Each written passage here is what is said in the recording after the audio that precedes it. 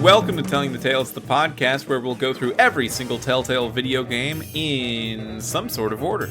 This week we're going to be doing the middle episode of Hector Badge of Carnage, episode 2, Senseless Acts of Justice. I'm your host, Mitchell Farley-Wolf, and I'm here with other host, Dustin Cornwall Jackman. How you doing?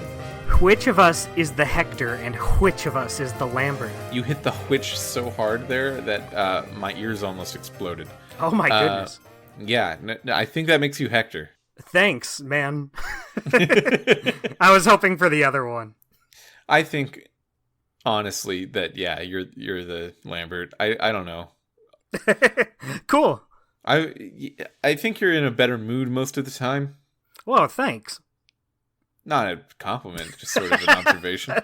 Just kind of the way things are. Yeah, I don't know. I guess it's good for you. Cool. Yeah. Awesome. Dustin, one question rings in my head so loudly that I can't even think of any other questions right now, so I gotta throw it to you. That nasty stuff. The question is, what'd you think? I liked this one more than the first one. Yeah, I liked it more than the first one, too. It doesn't make it great, but I do think it was a lot more tolerable. I think the kind of general griminess we did not like about the first one is still there, but I feel like it's kind of balanced a little better, partially by having Lambert there. And I don't know, I feel like just more jokes kind of landed in this episode. Not a lot of them, but more than the first one, certainly. There were more jokes that weren't just, like, references. References, we're gonna say a bad word. Yeah, there wasn't nearly as many slurs just thrown around. Yeah, really thankfully. low bar for improvement. Hey, they're moving on up.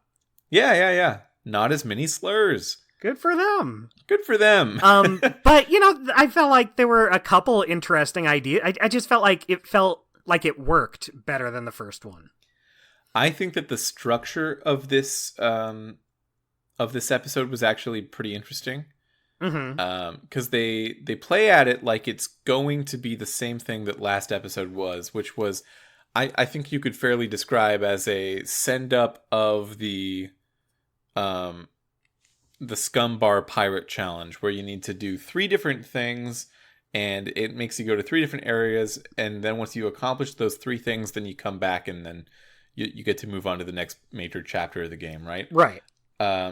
This kind of sets that up, where there's a intro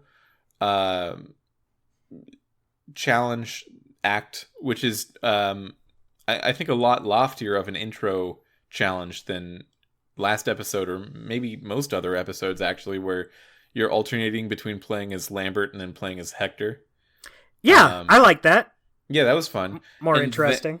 And then you had, like, immediately after that, you had 3 leads to figure out who this terrorist was that blew up the building in the last episode. Or not blew up the building. You blew up the building. But killed a bunch of cops in the last episode. Right. And from those 3 leads, you figure it out. So it looks like you're going to be doing, like, okay, let's solve one lead, then the next, then the next. But really, they're just 3 tools to get you started on one puzzle box that opens up as the episode unfurls. A lot of positivity out of the gate with our discussion this time. I will say I still didn't like it. I liked it okay. I mean, I didn't love it, but I thought, all right, this is fine enough. The first episode is very, very not good. Yeah. So this, in comparison to that, is a lot better. But in comparison to other video games, I think I still really don't like it. Okay, I think that's fair. Yeah, and I don't have much to say other than that. Sweet, let's get into our segments. Yeah. No, do you, like, how do you want to tackle this episode? I don't know, maybe... Okay. Yeah, so I think the opening is an interesting way to do it. Just like you said, it's a low bar with this game, with just this game series, but it's a little more ambitious, switching between the two characters. I thought the what they were going for in the story was more interesting, where it's more like you're trying to figure out a mystery rather than just doing the tasks you're told to do. Yeah. It kept me somewhat invested, I guess. Yeah, because Hector is supposed to be a detective, and you really didn't do much detective work at all in the first episode. This is kind of detective-y. You really feel that Telltale got in here because we have our good old biological evidence room right across from the technology evidence room. Yep, I got the same feeling. I'm like, oh, this is... I've seen this before. Yeah. I feel right at home now.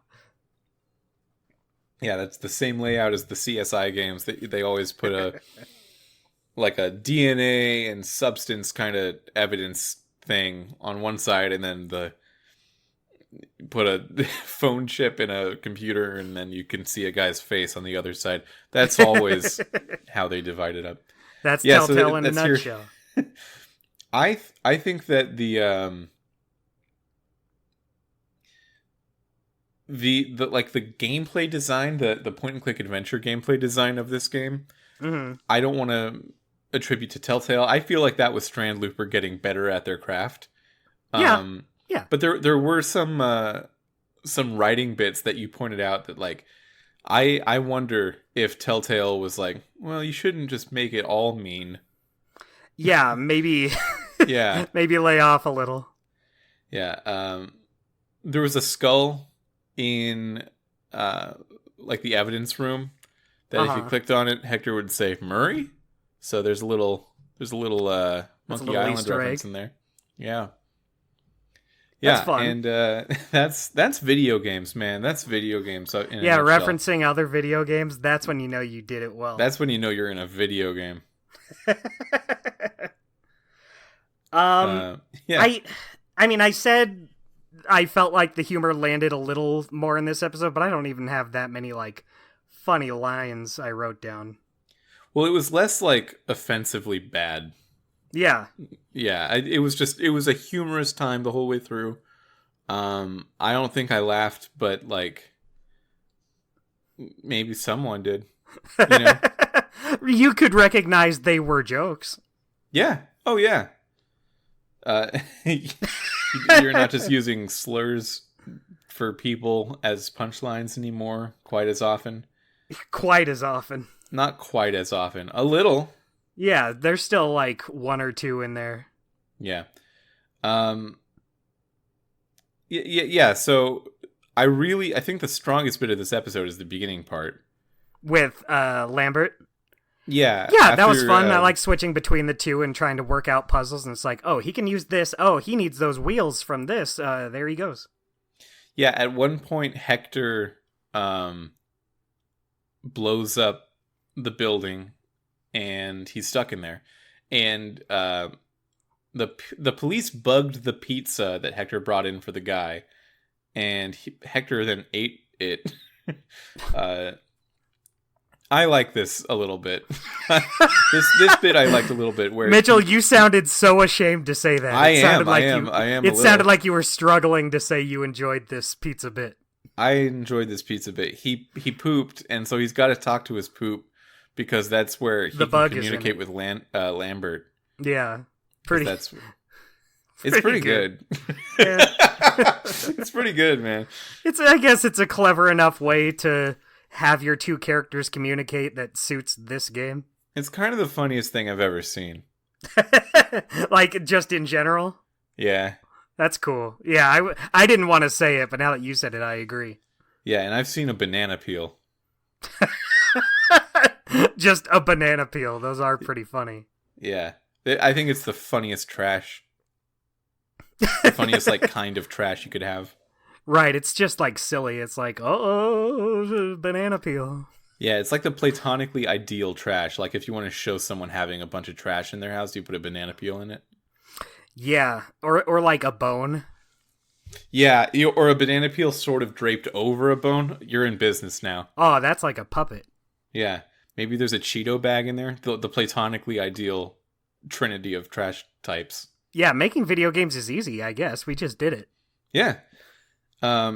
Yeah, so like you just have a Lambert button in the corner where anytime you want, you can just be Lambert. And this is very Day of the Tentacle in that way. You can just transfer between playable character every moment you want to do it.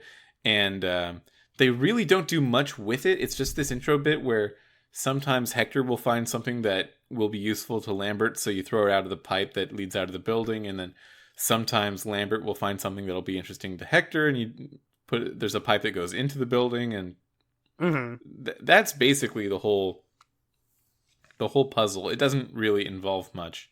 It's still cool though. I like items in one place. Yeah, no, it's good. Like with the whole puzzle aspect of the beginning part of this game is like just moving one item from one place to another. I thought maybe we were going to evolve it a little bit, and maybe Lambert doing something outside the building can change the state of the building on the inside, and then Hector can work with that. But they really don't go that far. Yeah, it's really just this opening part. Yeah, and then once you get past that, Lambert's out of the picture again, and it's just Hector game. Just a Hector Too bad. game. Just a Hector. Just one of the many Hector games. Yeah. But I liked this part. There was a street urchin who might have been 3 years old. Or he looks like 10 to 12, but... Yeah, I think Lambert was just bad at guessing. He says to Lambert, "How old do you think I am?" And Lambert says, 3. That's a good joke, too. Yeah. I feel like this game rules. Yeah, now that I think about it, it's probably near the top of my list. But no, it's like I said last episode. I feel like I was saying how if Hector was like a nice guy in this dirty, mean world, it would work a lot better. And you get a taste of that with Lambert. And I feel like because of that, those scenes with Lambert, the humor did work a lot better. Yeah. Well, I noticed that kind of across the board where like half of the conversations you have in the beginning of the game are with Lambert. And because of that, they're just like nice and trying to find like genuinely help people and work with people. And then later on, like, you go to a butcher shop, and the butcher is your old friend. And later on, you go to, like, a gentleman's club, a strip club, and you're welcomed in once you put a shirt on. And once you are in, you're kind of in, and people respect you, and you are doing your best to halfway respect them with a couple exceptions here and there. Right. It's a little bit nicer. Yeah, and there's a lady named Doreen who runs a nail salon and gun shop, and I like that. She wants you to take her on a date, and you just do, and you do. It ends badly, yeah. But you kind of do for like a lot of these things. You kind of just go with the people on what they want to do, and I think that small change from the first episode makes a world of difference. Yeah. It's just so much more tolerable. I feel like Hector should have gone for it. Doreen was like into him. She was like not being subtle about being into him. He's such a like fucking mean loser that like who is he to say no? Well, I mean, maybe she's just not his type. Yeah, I mean that's true. Yeah.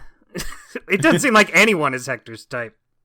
Yeah, well, with a lot of the sex workers in this world, he'll be like, "Oh, you ugly idiot!" And but I guess I'll do it. I guess if I have to. Yeah. Tough job, but someone's got to do it. Just so disrespectful, even though he's clearly like, "Nah, I'm not above it." Yeah.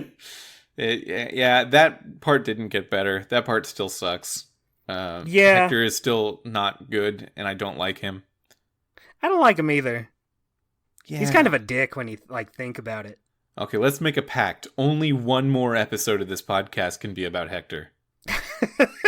Wouldn't that just be the fuckiest thing in the world if they announced an episode 4 right after this? I think we have to make a pact to not do it. No. If they announce an episode 4, we legally can't. I don't know. I don't know if I want to take that plunge. I feel like the podcast would be incomplete if we didn't do it. I'm not doing it. I'm telling you, I'm not doing it. You can record a solo episode. That would suck. Just me talking about Hector all by myself. I'm like, well, all right. In this scene, Hector was a dick, and then in this next scene, he was not nice to this person. You know, there are a lot of solo podcasts out there, and they work, and I don't understand how they work. I've never been able to do it. No, I guess when you have... I listened to like some podcasts about like art and stuff where it's just like one person talking, and that makes sense, and I'm like, I could never do that. I need someone to talk to. I mean, this is kind of an art show in that way. Like, we're trying to talk about the games as art, but there's no way. There's no way we're gonna do it. I just... Yeah. I couldn't. I'm glad to have you here. I'm glad to have you here, Justin. Thank you. Well, see, Hector, it's that easy to be nice. Yeah. See, Hector? You see, this is why we do the podcast, so Hector can listen and get his shit together, be a good guy for once. Yeah, maybe you should try having a podcast with a friend. Maybe you should try having a podcast with a friend. All of this episode leads up. I'll cut to the end a little bit. Okay. You find out where the terrorist probably lived, at least his base. You find out a bit more of what he was doing, and it turns out to be... what's his name? I didn't write it down for some reason. But I just said the tourism guy. He's the tourism guy from episid 1. The one that Did you he said have you a liked. name? Yeah, it's something Noble. His last name is Noble, because it's B-N. It's like Barnaby Noble or something. Oh, yeah, that sounds familiar. Barlin, something like that. Yeah, you get it. But yeah, he's the touristy guy who's trying to make Clappers Reek a better place. And, yeah, I mean, I didn't see it coming. I guess it's a good twist. I did, because I think I remembered it. Oh, well, I guess that makes sense. Yeah, I didn't mention it last episode. Thank you. But I couldn't decipher, and I'm still not sure if I was remembering it or if I was just seeing through it this time. Because I don't remember most of the rest of the game, but I think I was remembering it. I think I remembered it. Yeah, I mean, personally, I didn't see it coming, and I felt like it was a twist that does, make sense. It's not like it's just an out of the blue, oh, bet you didn't expect this like, it's not like it was Doreen or something. No, yeah, it makes sense to me because this is what the terrorists had always been interested in. Yeah, he wanted to make Clappers Reek better. Yeah, he was killing people, but he was like he's just like interested in the niceness of the town. Yeah, and interested in presenting well. And who cares if we got to kill people to make it happen? We got to make this town a presentable place like it used to be. Right. Very, very boomer-esque in that way. Have you seen the movie Hot Fuzz? No. Well, Is it feels like that? like the movie Hot Fuzz. Cool. Yeah, it feels like I'm gonna watch Hot Fuzz and I'll be like getting some Hector Badge of Carnage vibes from this. I think you actually would, and I think you'd like Hot Fuzz. Oh, thank you. Yeah, no. Don't mention it, Dustin. Dustin, I think you'd be all about Hot Fuzz. I'll keep it in mind. I'd like to see it. I've heard good things about it. Yeah, the Shaun of the Dead guy. Yeah. Yeah. Okay. Yeah. So I guess that's fun now. Now we know who the terrorist is. Yeah. So now we can just have the last episode focus on taking him down. Yeah. I don't know if we've ever had such a contained plot, I guess, within like a series of episodes like this. In the first episode, it's this introduction to the terrorist that Hector has to deal with him and like try to get close to him. And then in episode 2, we're figuring out who he is. And then in episode 3, we're going to know who he is and we're going to try to like take him down. It's going to be a fight between Hector and the terrorist. Yeah, it's a traditional 3-act structure. It is a Maybe it's traditional good. 3-act structure. It's so much the case that I think this is another one of those games that probably should have been one game rather than episodic. Mm-hmm. if there was just this one, like, yeah, there was a larger point and click adventure that Telltale published. But I guess part of the reason that Telltale got involved in the first place is because Strand Looper is a very small studio that did not have the means to get it all out at once. So Right. I guess it makes sense in how it had to come out. But still, like, I don't know. Maybe Telltale, when they got involved, should have not been as keen to put it into episodes as they were to, like, make it one thing. Because they could have made it one thing when they got involved. Yeah, I'm kind of glad they didn't, though. We can just get through this in little chunks. Yeah, I mean, for the podcast. Well, imagine being stuck in this world for like a 6-hour game. We still will be. It'll just be over. Right, it's 3 just weeks. divided up. Yeah. I feel like we're spending more time with it, in fact, because we have to spend it over 3 weeks. Maybe, but nah. Oh, okay. Man, I don't know. Segments? Well, we had some new characters in this episode. Yeah. We had, I mean, none of them are that great, but we have, what's her name? Gloria, was it? Gloria? The head of forensics. The oh, lady yeah. who, like, Yeah, she exists. Yeah, she's like cutting up a body, and that's really it. Yeah, she's cutting up a body in the background. She helps you a little bit with identifying like fingerprints and chemical references to what you found in the building that the terrorist was in. Mm-hmm. And then there's then Solid. she isn't there anymore. There's Solid Base, the tech guy. Yeah, Solid Base is his name. Is this a Solid Snake? I don't know. I don't see why it would be. Yeah, I don't either. It's just an interesting thing to call a guy. He's kind of fat, so that's the base part. Yeah. Yeah. All right. Uh, Yeah, he's the most like tropey hacker type guy that you could imagine. Yeah, basically. Nothing else really to him.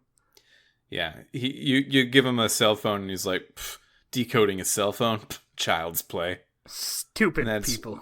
That's his whole deal. A lot of fat jokes in this game. Yeah, and I feel like it feels to them like it's self-deprecating because Hector is one. Yeah. But Hector's fictional, and the writers are still just writing it. Yeah. So it doesn't feel good. Yeah. I mean, like you said, it's better than just slur jokes, but not by that much. It's still, the joke is insulting people. Yeah.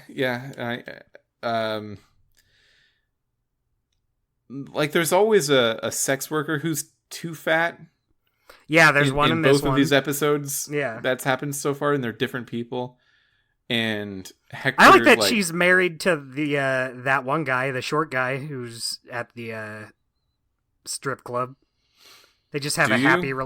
I like that they have a healthy relationship with children. They have children. I don't know. They have if we can children. glean Is what I anything meant. about their healthy relationship. Well, you know, in a game like this, you kind of latch onto the when you can see the beauty in the world. Yeah. That's true. Yeah. I'm sorry you're struggling with what to say for this episode. I kind of am too. There's one line I wrote down. Okay. When it's not even like clever, but it made me chuckle a little bit. It's Hector. I forget when he says it, but he says, "Bingo, jackpot, and urethra." Yeah, yeah. I do remember that, and I don't remember thinking it was funny, but I do remember sitting there like, that's noteworthy. That's that's something to write down. That's memorable to a point. Yeah, something about that. Memorable to a point. Yeah. I love how just like any compliment you can give this game, it's like, well, hold on, you can't compliment it too much. I will say that this episode is really, to me, only as bad as like New Tales from the Borderlands. Okay. I where the think I first like this episode, one more than New Tales from the Borderlands, but I mean, I think that's fair because, like, to me, it's like in the same tier, but maybe you could put this above. I don't care. Like, the first right. episode really was my least favorite thing we've ever done on this show. I think Yeah. in retrospect, because like that week I was kind of I wasn't sure where I would put it. I think after playing this one, I would put the first episode below New Tales, but I'd put this one above. Yeah, sure. Yeah. Yeah, I guess maybe I'd put this below like the first episode of New Tales because I remember that first episode was stronger, but then every subsequent episode maybe below it. Yeah. I think I agree. It starts out promising and then is not. Yeah, that second episode of New Tales was that was a low one. Is that the one when they go in the cave? Mm-hmm. That one sucked, and it's just like what was her name in the chair? I don't remember. I don't remember. Yeah, but it like fools you into thinking she like dies or something, and then she just comes back like right after, like 2 Yeah, it's like a 5-second. Yeah. Yeah, and they still like it's not just like a little joke. It's like they continue with the assumption of like, oh, we got the player's attention now. Yeah, aren't you glad she's alive? Yeah. Did anyone die in this episode? There's got to be, right? I don't think so, because Hector thought the guy in charge of the porn place was dead, but he wasn't. Filthy Rich? No, I mean in this one. The porn place. Like there's the strip club and then there's the underground sex room. Yeah, he's not a porn place guy. He's just taking pictures of the sex, Dustin. It's completely totally different from porn. Yeah. Yeah, because he's trying to blackmail the people that go to his strip club. And for some reason this is fine. Like, because they play it off like, no, he's a good guy. Even though this is bad to do. Yeah, I mean, it's just part of the service. Anyone can come in and do it. Yeah. Yeah, I guess he did not die. There's got to be someone that died. What about the guy donating blood? Oh, he died. Yeah, no, you're right. We found it. There was a guy who wanted to donate blood, and he was sitting with his like needle in his arm all day, and he was like, "There's just no blood. I'm so drained." And he was given a bag of like beef and barbecue sauce by Hector, and was like, "This can be blood. Just give it to the guy." And it definitely sounds like the guy then killed him and. Yeah, he doesn't say, but he just says let's just say he won't be coming back. Yeah, you will never see his face again. I wonder. Yeah, so he died, and that was something you did too. Yeah, so you killed that guy. Well, we didn't choose to kill him. We didn't know he was going to kill him. No, but we got him there. In the restaurant, you drug everyone to sleep, but I don't think they die. No. Yeah, they're just roofied. Yeah, yeah, it's fine. Yeah, that's way better. Yeah, I think that's everyone. Yeah, I think so. Yeah, much lower body count than the first episode. Oh yeah, well, that one had like the big pile of dead police. I think they say 37 cops died. That's a lot. 37 cops were shot in the head, and there's also the untrousered youth who you electrocute in your car. Oh, yeah. Yeah, he dies big time. There's the heroin addict that you find in the park. I don't know if he dies, but you set him up as a sex doll with the blind guy. Right. Man, that sentence... I just said that as a matter-of-fact thing of, like, I'm remembering how the episode went. But if you hear that out loud, because I don't think we described that in our last episode of the podcast. People listening are going to be like, whoa, what? Yeah, that's a thing you do in the first episode of this game. It sucks. Yeah, sorry. Yeah, you explode the porn shop. That's got to kill someone. Yeah. I hope it wasn't Filthy Rich. He's the only one we didn't see because the two guys that just watch porn in the porn shop, they're now watching the stripper in the church in this episode. That's fun. That's a little continuity. Yeah. They like looking. That's their personality trait. They enjoy looking. That's what, if in their Super Smash Brothers trophy description, it would say they enjoy looking. Yeah, they can call them the looky-loos in their. That's what their trophy's called. I love that. I think that's it. I don't got nothing else. That's it. Let's do our segments. Okay. Is this our shortest episode? No. I guess we'll see. No. Anytime I think it is, I think back to the Telltale Texas Hold'em. Oh, right. Because, it was just Texas Hold'em rules. And also the discussion got cut short by technical issues. So that, I think, is forever going to be our shortest. Awesome. Okay, so our weekly guy. Yeah, who's yours? Cadogan Dunderbeck. Who is that again? Cadogan Dunderbeck? Yeah. He's the butcher. Oh, right. Yeah, I liked him. I liked that he and Hector kind of have a friendship together. Yeah, and of course they need to do some like weird, gross stuff in this episode and imply that 50% of his meat is human. And like, whatever. Yeah, it's fine. He's a nice guy. I understand Strand Looper at this point. That's the deal we make in order to have fun.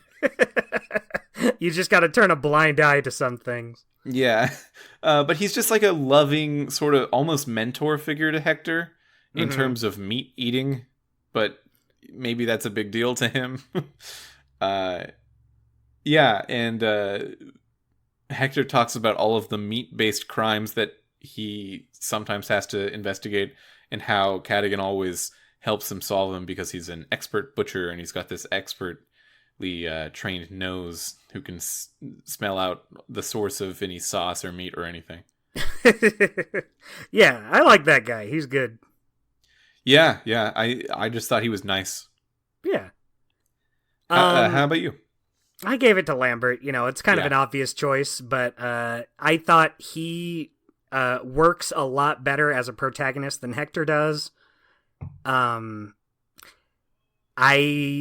just liked the conversations he would have with people, and it's not like he's like a super nice guy. Like he's talking to this urchin, and he's like, boy, it feels good to pretend to care about other people's problems when they can solve your own, or something like that. Yeah, that was weird. It was like a weird injection of like, I feel like they were, someone in the writer's room was stressed out about like, oh man, we haven't been mean in a while.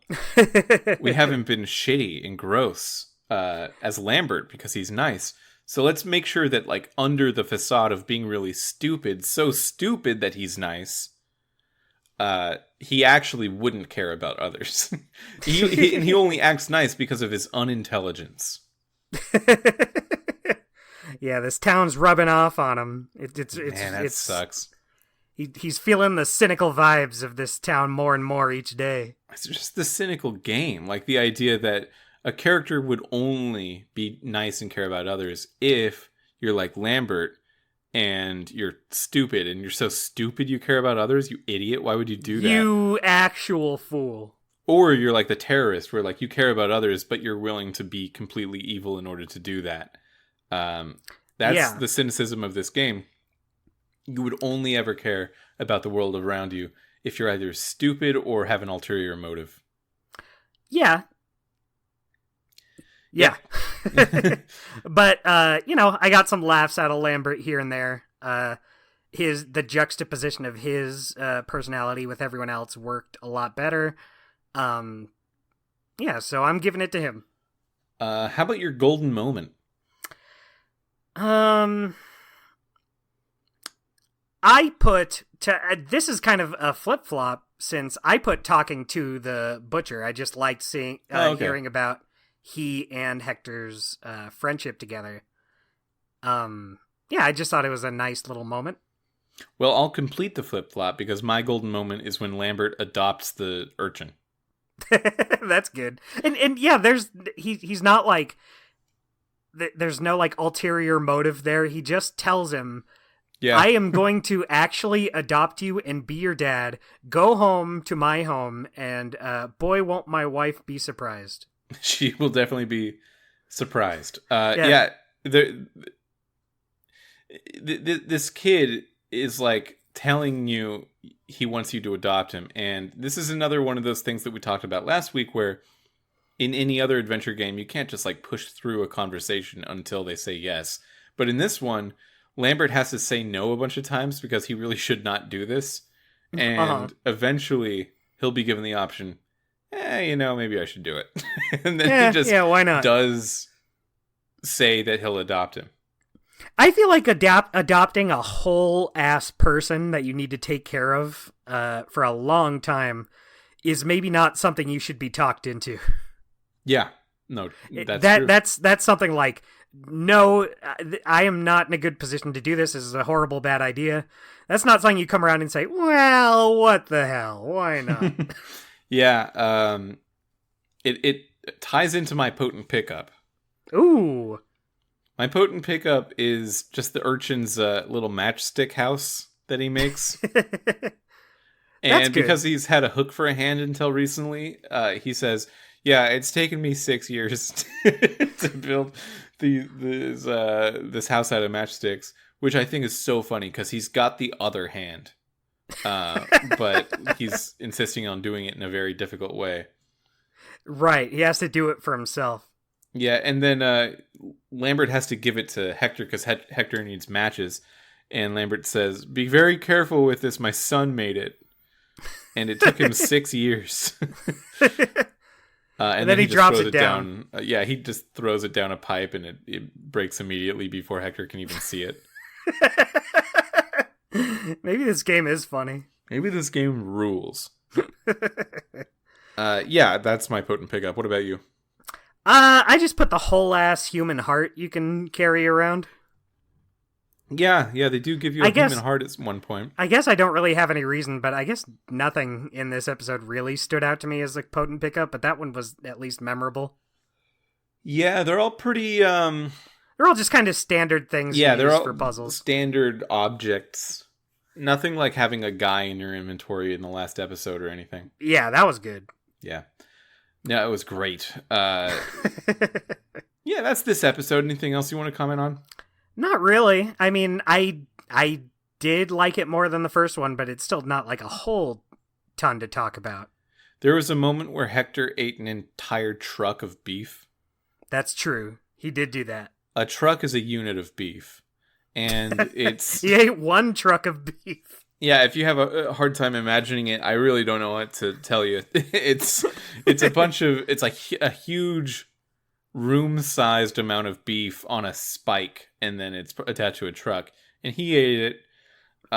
He ate all of it in order to get a cell phone that was lodged inside. Yeah. And, good for him. He had a goal and he did it. Yeah. I noticed Hector sounded a little different this episode. His VO. I noticed that too. I couldn't really put my finger on why. Yeah, well, the game was just made a year later, so maybe that is it. But maybe just it's been so long that it's just not going to be the same.